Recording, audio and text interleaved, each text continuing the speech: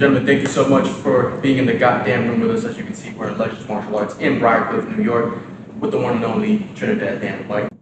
Thank you for stopping by, brother. Thank you so much for being here, man. Appreciate it, though. This is the actual first official episode of the podcast. Hell yeah, man. So this is the one where I finally get to interview someone instead of people just hearing my voice. Oh, I appreciate you having me as the first guy, man. Really do. Thank you, brother. Thank you.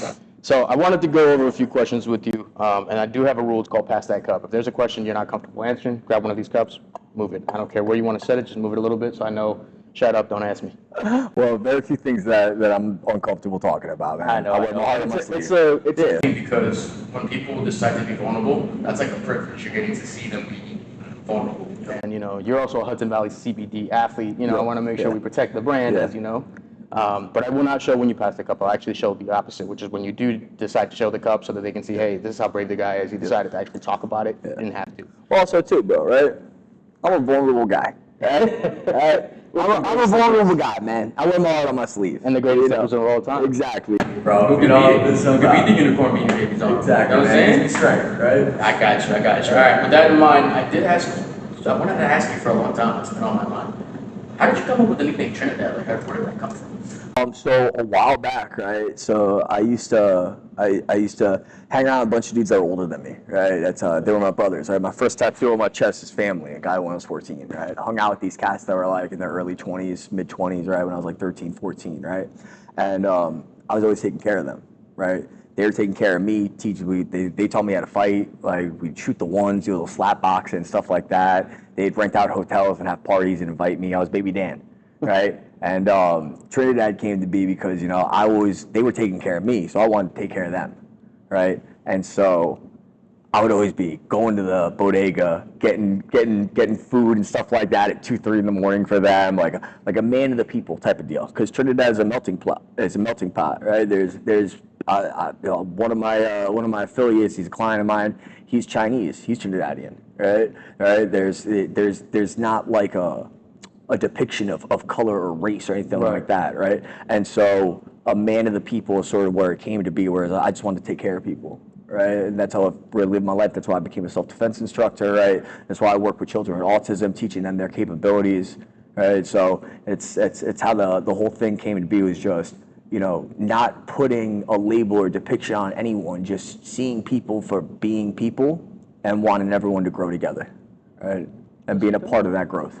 I didn't know. No, I didn't know it for years. I was like, I've been training with the guy for years, and I still don't know.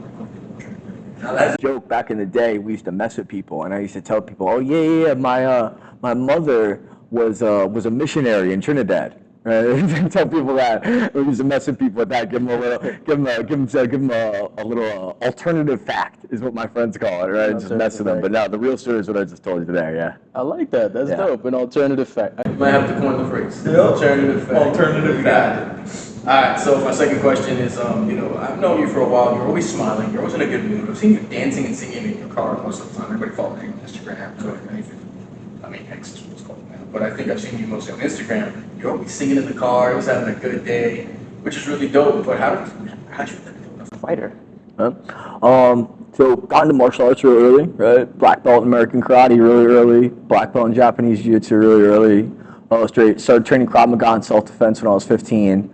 It's because I was always bullied. I was the kid who didn't have any friends. I loved the Japanese culture, obsessed with Japanese culture, because growing up, my only friends were the foreign exchange students from Japan. Wow. Right? A little fun fact, right? Recently, one of my best friends growing up was Kid Matoki, right? We were best friends growing up, basically lived at this household, right? That's why when you come into my house, shoes are off at the door, right? Some of my friends, we come over once a week or every other week. We eat together, right? Stuff like that. Together, shoes off. And Matoki moved back to Japan when he was 4th grade, right?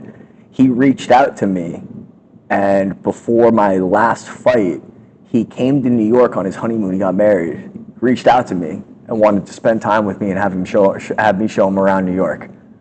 And so, just a lot of gratitude in that moment to have that experience with him. But I got bullied a lot. Right? I didn't have friends, and so I wanted to be able to uphold myself.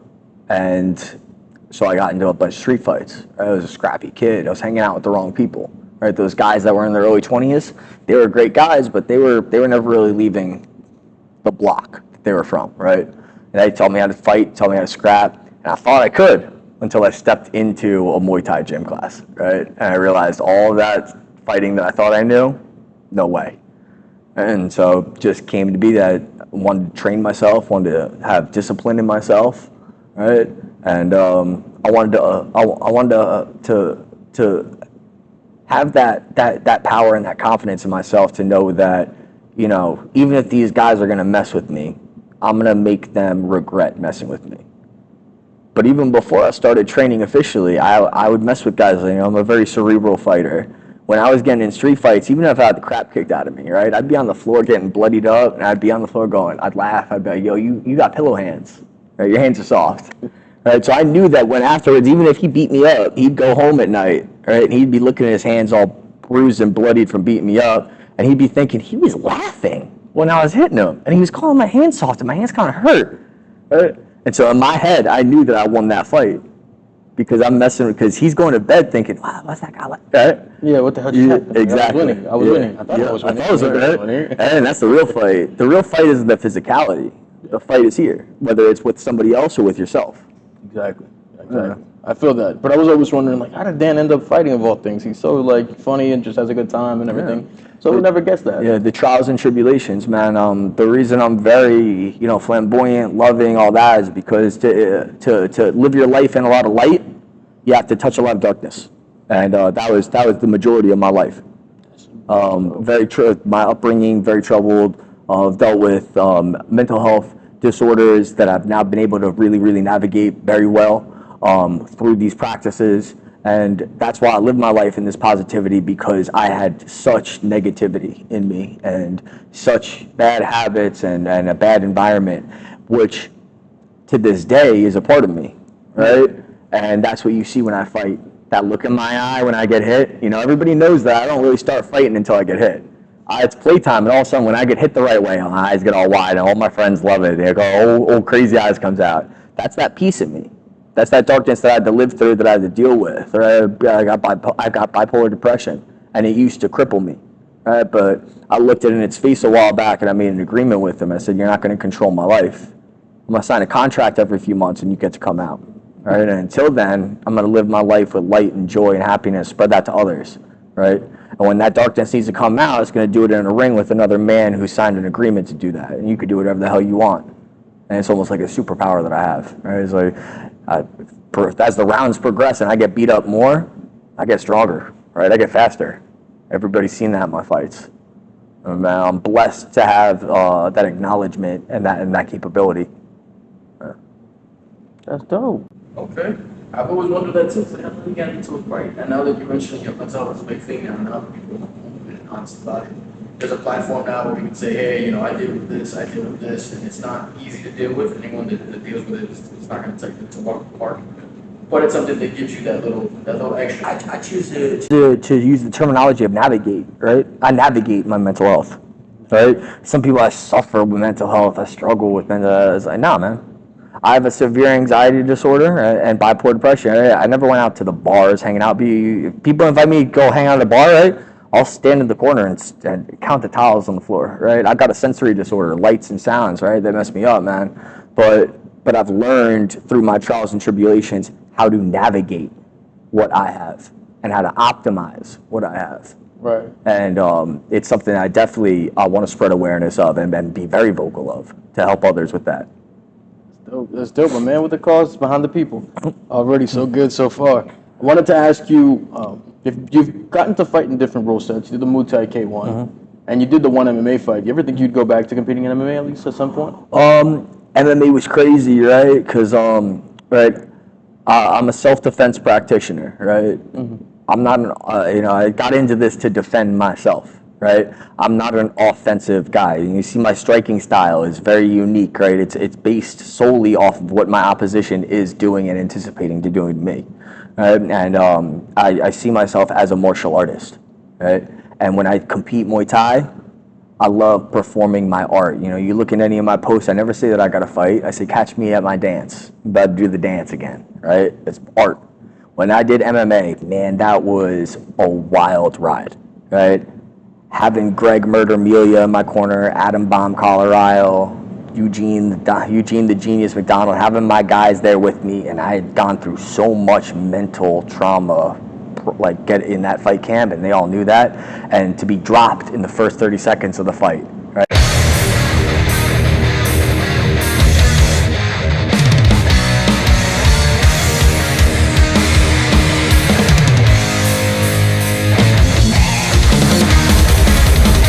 And then turn it around and end up getting the first ever TKO doctor stoppage in an MMA fight in a casino in New York was crazy. And the feeling of it. And I definitely want to see myself having a couple more MMA fights, right? For the rush and the craziness of it, because I love that, right? I love a scrap, right? I love a scrap, right? That's what Legends is all about, good scrap, right? Win or lose, right? We don't care if you win, we don't care if you lose, you trying to scrap, right? We're here for that. That's what Legends is all about. You know, that's what my big brother Adam is all about. I see myself doing a little bit more MMA, but Muay Thai is going to be the focus for a little bit. I've got a fight in Tulum that I'm planning on doing in November. I've got to get to Thailand eventually after that. You know, just for me, right? Not for the professional career record or anything like that, but for, you know, to say that I did that and really to go out as a martial artist. You're doing it to find the guy who's going to train better than you, who has the skill set better than you. That's who you're looking to find. That's right. So once that's accomplished, yeah, back into MMA for sure. I got to touch up my jiu-jitsu though. Adam and Mike will be damn sure of that, you know. So, yeah. But definitely I want to get back into an MMA fight at some point. Okay, I did think about that too. It was like, you know, he's got a 72 record. He's been doing amazing. Your last fight in April was, I want to use the word barn burner because it was fun. It was fun as hell to watch, and you guys were swinging with everything at them, and you kind of threw the balls to the wall. It was almost like, you know, that WWE wrestling phrase of like, you know, what is it, swinging it like it's at the batting cages, just kind of going for it. It was fun to watch. It was incredible and sometimes a little nerve-wracking. I think, and I don't know if it's just me, but I tend to feel more nervous watching my teammates compete than anything else. Like, it'll make me shake up a little bit. I get the shakes just watching them fight because, you know, you can't do anything and you have to watch, and you know, however it ends up, you know how it's going to end. But, you know, in the end of the day, too, it's like, you know, it's an approach to look at it like that, but there's also, you know, you see me. Every time I get hit, big smile on my face. I drop my hands, shake it off, man. One of my fights, the ref actually had to stop the fight momentarily for Friday night fights because I just kept getting popped off on this guy's jab, and I just kept high-fiving him. I stood back out of range. I was like, man, that jab is good, bro. High-fiving him, right? You know, it's for some reason I just react differently to being hit. I look at it rather than aggressively and angrily, like, I look at it in the sense of like, damn, you caught me, bro, right? That's when you love to just scrap, right? You want to fight for the sake of fighting, right? You respect what the other guy's doing, right? Yeah. That makes the most sense. You were just saying it now. You're going to Mexico in November. I believe you're going soon to go train. Yep. And that's Tulum, Mexico, right? Yeah, Tulum Muay Thai. Wonderful. So you train here at Legends. I've seen that you train at Gleason's, which is a badass gym. No, I don't train there. I'm one of the coaches there. I'm a specialized coach there. Specialized in the coaching area for the self-defense training, right? Yeah, as well as Muay Thai training.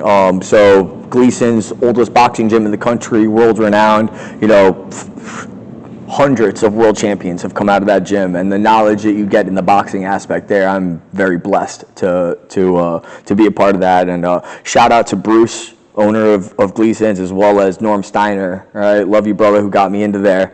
But yeah, I'm viewed as a specialized instructor because, you know, as great as all these boxing coaches are, their forte is two hands and footwork, right? Right. And with my resume and my background, my experience, if somebody needs kickboxing, Muay Thai, self-defense, jiu-jitsu, right? Or just the full spectrum of it all, that's when they call on me. That makes the most sense. And I didn't want to know because I'm like, I see him always posting up in Gleason's. Gleason's is one hell of a gym. You know, especially boxing fanatics that know the sport well. They'll go Gleason's. You train at Gleason's? That's wow. That's a real serious team. That's not a place that, you know, people go around and play too much over there. Yeah. Which is dope. So you get to do that. You have Legends, and I've seen that you go to other gyms, you know, to get some sparring because everyone kind of does. But you'll go there, and it's like it's your backyard. It's like you're around your friends again, chilling on the backyard, having a good time. Most people don't go where they're celebrated, not where they're tolerated, and you never seem to have that issue. You just go to, jungle, or you go to animals, or you go to another gym, and I just see you having a great time. Everyone seems to be having a good time with you, sparring, training. How do you manage to just go in there and just have a good time, even though it's not your backyard particularly, it's not Legends, but you just seem to mesh with everyone really well and have a good time still? Because I embody myself in what I'm doing. I'm a martial artist, right? I respect hard work, right? I respect technique, right? And when you go into an establishment and you leave your pride and your ego at the door, and you go in there for the sake of what that facility is for, which is the betterment of each other through martial arts, right?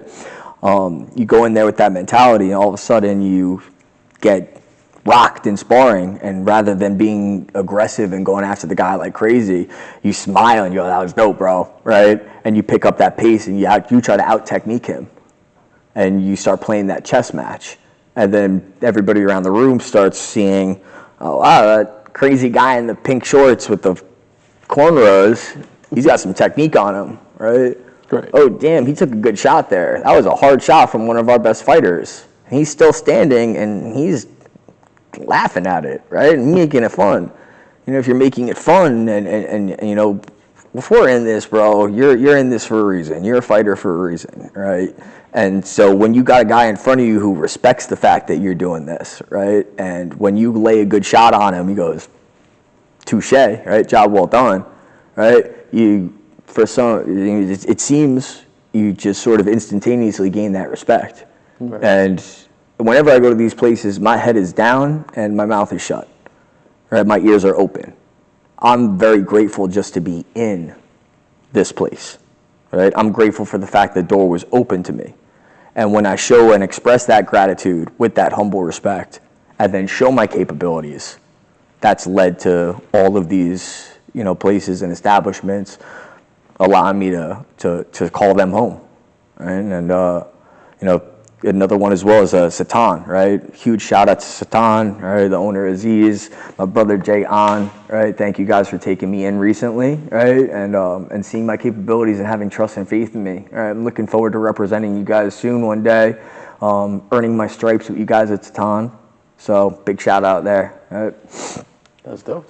Yeah, I did see the Satan stuff training as well. I saw that, Teddy Drellis, Machado, she's Drellis Machado now, and her husband Felipe, amazing striking, by the way, great training that they do, even up in Ant's Taekwondo. Then they go to Satan, and it seems like it just sharpened the skills. And like you said, you go to those places, you accept what's being given to you, you say thank you so much, keep your head down, keep your ears open, because you can't talk and listen at the same time. And then at the same time, it also allows you to really be in the moment and have that mindfulness, which is difficult. It's difficult to do, especially if you're in a new environment. I've never been there before. I'll have a sensory overload. Yeah, that sensory overload kind of happens. I'll walk in the room and I'll go, oh crap, what the hell am I doing here?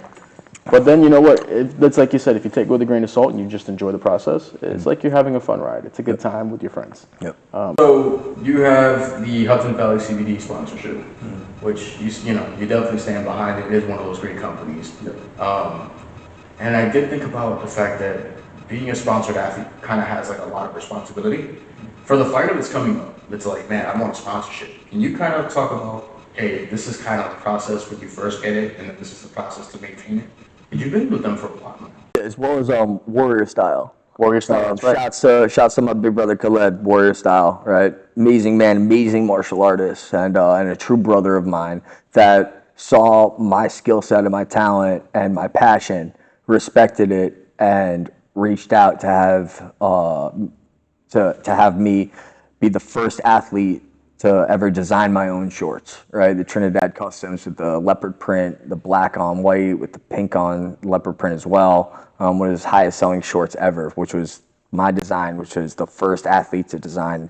Thank you for giving me that platform to express myself and do that. Love you, man. But as far as the sponsorships, right? It's just a matter of putting your work in, right? Doing that shadow work, being that guy behind the scenes that's drilling. Right, I'm at the grocery store, bro, and I push my cart ahead and I'm shadowing. Right, I'm doing footwork and I'm moving. Right, people looking at me like I'm a psychopath. Right, and I don't give a fuck. Right, I'm practicing my art.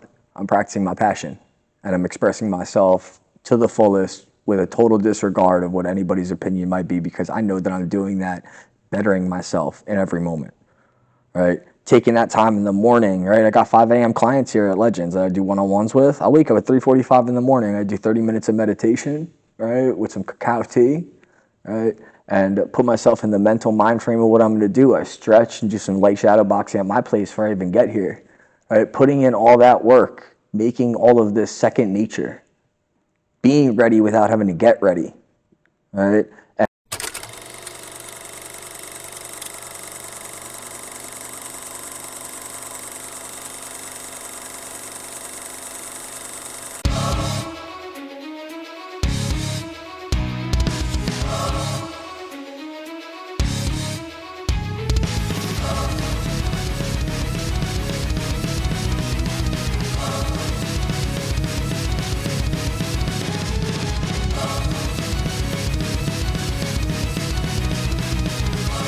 And so when you are in the ring and the lights are on you and people are looking, you're at your fullest point and you're comfortable there.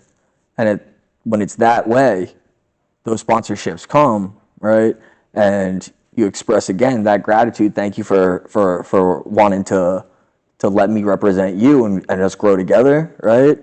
And and also believing in a product believing in a team that you stand by, right? Hudson Valley CBD, they're family, right? They've gone above and beyond for products to recover and recuperate, but not just me, but like for my grandmother and for my family, right? Everybody knows that my grandmother is the love of my life. I moved into the apartment down the hall from her to take care of her, right? She's the real fighter. She's 4-0 against cancer, right? She's undefeated champ of the world, right? And when she's needed these products, Hudson Valley CBD has overnighted them to her, right? So when you're with a sponsorship, first and foremost, you want to make sure that you're going to be sponsored by a product that you believe in, as well as a team that you believe in, and that's why it's Hudson Valley fam, right? We're a family there. It's almost second nature to promote that product because it's something that you believe in, and it's people that believe in you and you believe in them. So the process of it, put your work in, shine bright. Those things will come to you naturally, and once they do, be grateful, be humble, and express it and express yourself and that product the best. Guys that are starting the game, they're like, hey, I kind of want to do this thing, but like there's no security, like I don't know what to do with it, and there's a lot of questions that I think a lot of fighters also don't ask. That it does infuriate me because we know a lot of fighters and all these guys have their shit together, they understand what they're doing. But I've been to teams in Florida and other states that I've sat with them and I'm like, oh well, who you have as a sponsor, why did you choose that sponsor, when did they come up to you, what's the contract like for you? But they don't know. They have a clue in the world. They just know that the coach puts the stuff on them, puts their shit on, and like, here, put this on at the press conference, good luck. And it's like, I'm sorry, I could never do that. If I don't know A, what I'm selling, or B, who the hell I'm selling to, why would I ever sign up for that? And if we're doing a sponsorship, like you said, it's a relationship built on trust. Absolutely. I think every fighter that I've seen at the highest levels, they'll be like, oh, shout out to my agent from so-and-so. This guy has taken care of me. He gets my gear on time. When I'm upset about something, he goes and fixes it for me. And he's like, maybe I'm being a little bitch because I'm cutting weight, but still helps me. Still gives me to that point where I need to be on fight night. And also, shout out to Grandma. Grandma 4-0, undisputed, undefeated. Mm-hmm.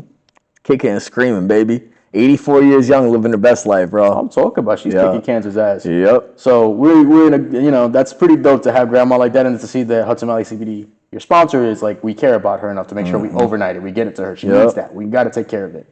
So I think that's dope. And then one of the last questions I really wanted to give you as far as your career.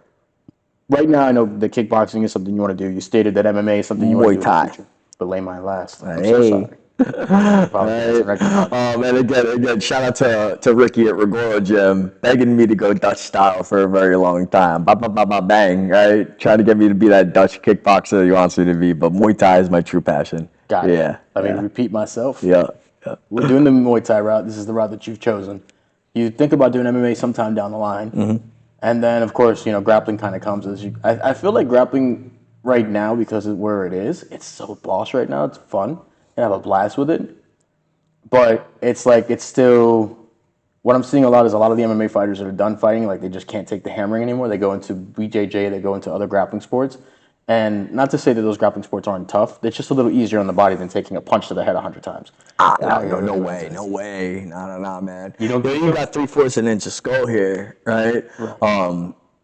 True grappling, elite level grappling. Yeah. Adam's level of grappling, Mike Davila's level of grappling, Nick Risky Business, that level of grappling. Oh man, I don't want no part of that. Bro, striking's a cakewalk, bro. You got Muay Thai fighters from Thailand, 300 fights. They're walking around fresh as a daisy still, because if you're doing it the correct way, right, you're absorbing impact in a way that is tolerable, in a way that your body could recover. Legit elite level grappling, man, that's tough. That takes balls. Yeah. Right? That's pushing yourself to a serious limit. Am I gonna tap or am I gonna break? Right? Striking is real simple. You leave an opening, you wake up and the lights are on you. Grappling, you sitting there making a choice. You make a choice right there. Am I gonna run out of oxygen or am I gonna tap out? Right? Or am I gonna find a way to navigate and reverse this position? Right?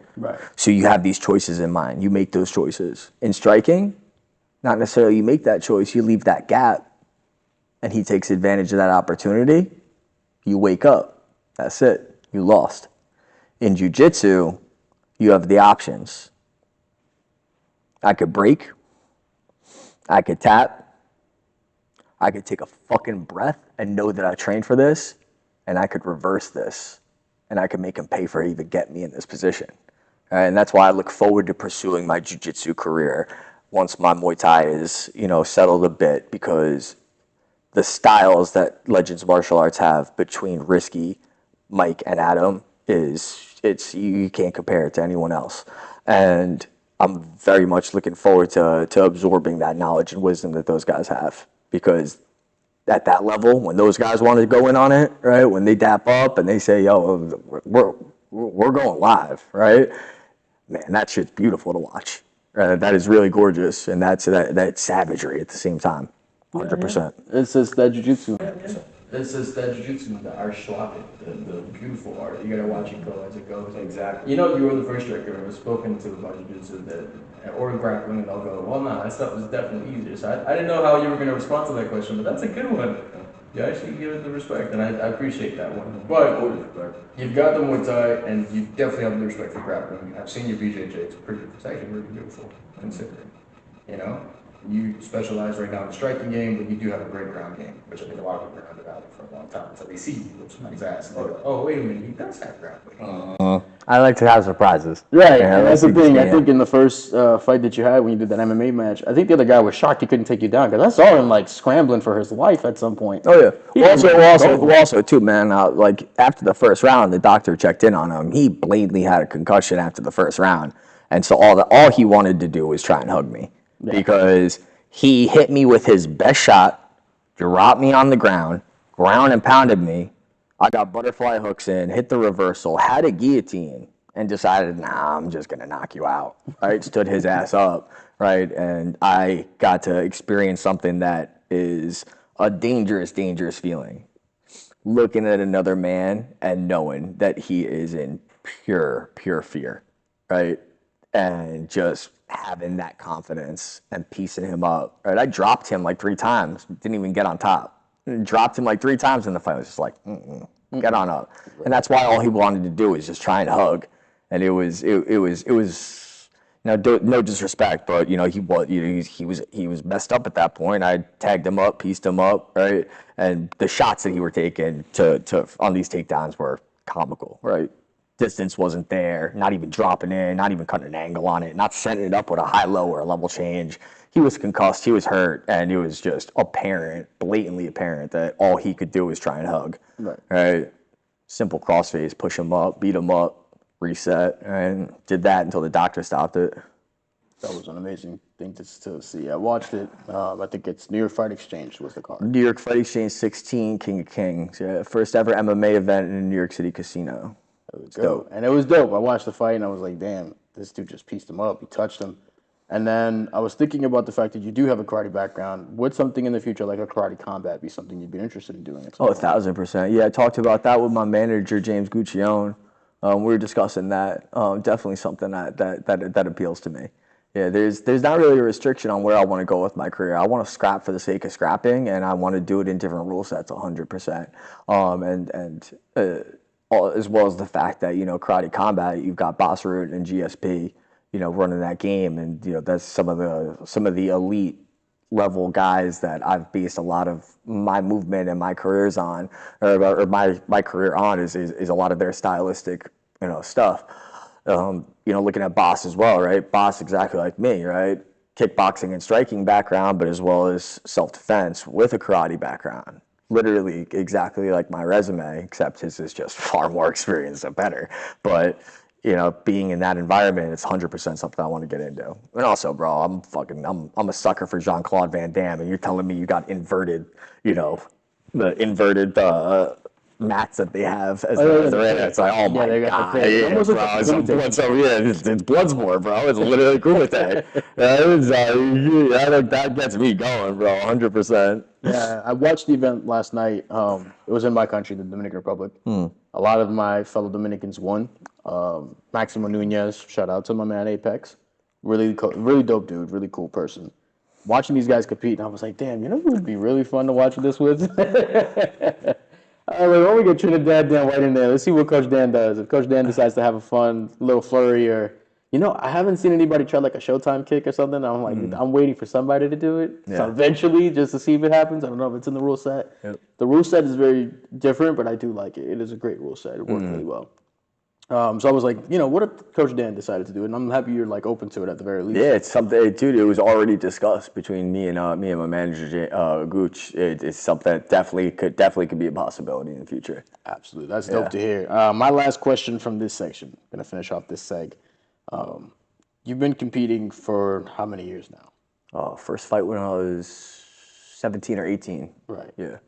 So you've been competing for a while. It's coming up close to that. And also, too, even before that, right? Karate competitions, jiu-jitsu competitions growing up. When I was doing traditional martial arts, stuff like that. So, yeah, competition for a long time. Right. Been competing. You've been doing amazing stuff. I watch your fights, and I'm always, like, entertained. Because you're charismatic, too. That's another thing. You're having fun when you're walking to the ring or the cage. I've always seen you smiling, dancing, talking to the crowd, getting them alive. And then, like you said, now it's Tulum, then potentially Thailand, because that's the move that everyone wants to make. We all want to go to Thailand if you want to become, you know, the highest level authority on that striking sport. That's the most beautiful place to learn it. Why not go back to the country where its origin is? But you have all these different things that you want to do, and you definitely have a structure of, hey, I want to try this, I want to try this, I'm down to do this. When you're finished, when it's over, how do you want people to remember Trinidad Dan White?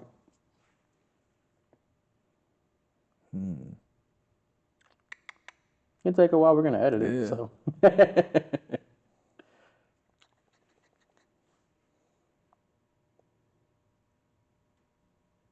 Iconic. Damn. Yeah. On the Jaden Smith, just an icon living. That's the goal. That's it. All right. I like that. I fucks with that. All right, Coach Dan. I'm going to pull my phone out. I'm going to get a timer. We're going to do a quick lightning round. It's 7 questions. I'm going to let you know pretty much the emphasis or the basis of it. All you're going to do is come up with the first answer that comes out. I'm going to time it because I'm going to do this with every single person after you. We're going to see where everybody ranks after the fact. Cool. I like it. All right, solid. Let's get it. Oh, man. All right, let's get the timer. All right, so it's 7 questions. It's rapid fire, the best you can do. No one's going to sit there and say anything bad about it. Okay. And I'm going to ask the first question, and then I'll start the timer. Yes, sir. Would you rather go to the concert at MSG or downstairs at the Hulu Stadium? My sister worked at Madison Square Garden for 9 years. I only went in the box suites there for 9 years. Really? Yeah. So either way, good ass time. If you're in a box suite, it's phenomenal. It's even better when you're getting it for free because your sister's the plug. Even better than that is having your sister be the plug and you get 4 or 5 tickets as well and bringing every one of your homies in. So it doesn't matter if I'm up top or down low. I'm having fun and I'm bringing my friends to the show as well. That's dope. Jadakiss or Fab? Jadakiss or Fab? Aha! D-Block. Okay, I had a feeling, but I wanted to know. Come on. Hudson Valley CBD products better, topicals or edibles? Depends what your need is. I mean, for you, what's For what's me been the personally, you love the most? HE 500. That solve, life-changing. Okay. Would you rather win by KO via head kick or TKO to the body? Everybody loves a good head kick. I had the feeling, but I had to ask. Oh, yeah. I hurt him in the body, but I finish him on top. That's how you finish it. All right. Doing a Muay Thai fight in Thailand or doing a Muay Thai fight in Mexico? One leads to the other one. Muay Thai fight in Thailand, 100%, but Tulum's going to get me ready for that.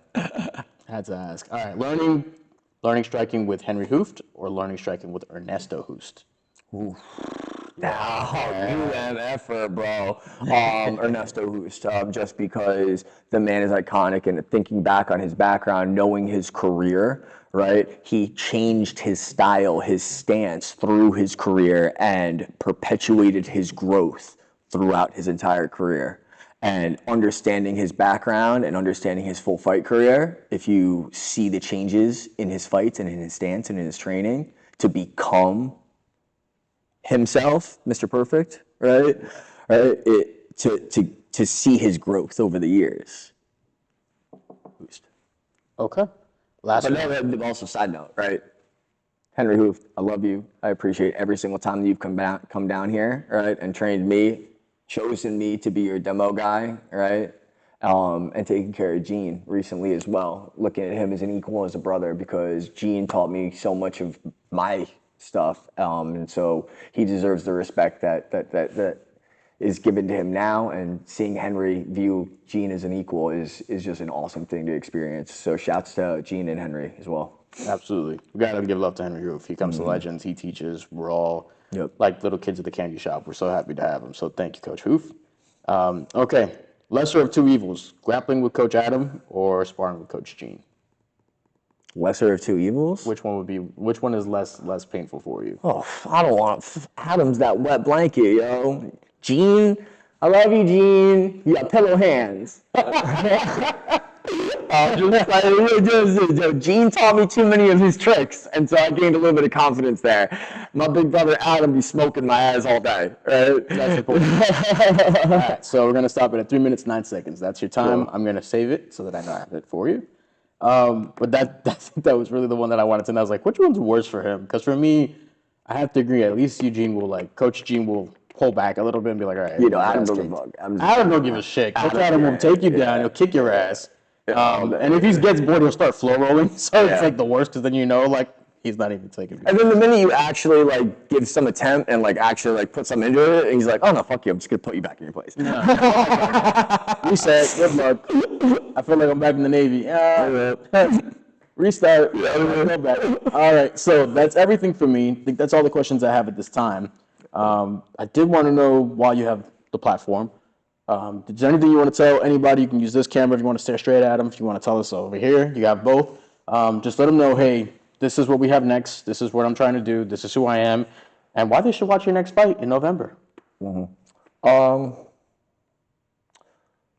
I'm about, right? So aside from my fight career, I have a flourishing business with my athletes with autism, right? I've got a handful of kids on the spectrum of low functioning, nonverbal to high functioning, right? And it's one of my greatest joys to be able to teach those kids. All of them, right? Even my nonverbal, low functioning, right? They're capable of 1-2s, elbows, up, slash, vertical, spin, knee strikes, up kicks.